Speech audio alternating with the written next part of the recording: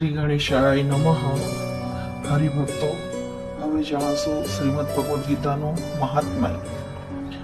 ધરો વાચ્ય ભગવાન પરમેશાનો ભક્તિરવ્ય વિચારિણી પ્રારબ્ધમ ભુજ્યમાનસ્ય કથમ ભવતી. હે પ્રભુ, શ્રી પૃથ્વી દેવીએ પૂછ્યું, હે ભગવાન, હે પરમેશ્વર, હે પ્રભુ, પ્રારબ્ધ કર્મને ભોગવતા મનુષ્યને એકનિષ્ઠ ભક્તિ કેવી રીતે પ્રાપ્ત થાય છે?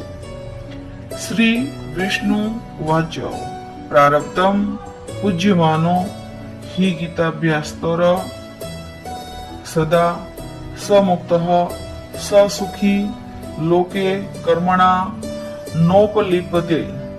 શ્રી વિષ્ણુ ભગવાન બોલ્યા, પ્રારબ્ધને ભોગવતો જે મનુષ્ય સદા ગીતાના અભ્યાસમાં આસક્ત હોય એ જ આ લોકમાં મુક્ત અને સુખી થાય છે અને કર્મથી લેપાતો નથી.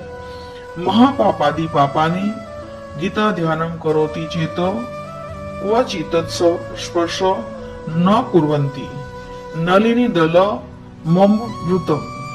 જે કમળના પાનને જળ સ્પર્શ કરતો નથી, તેમ જે ગીતાનું ધ્યાન કરે છે તેને મહાપાપાદિ પાપો કદી સ્પર્શ કરતા નથી.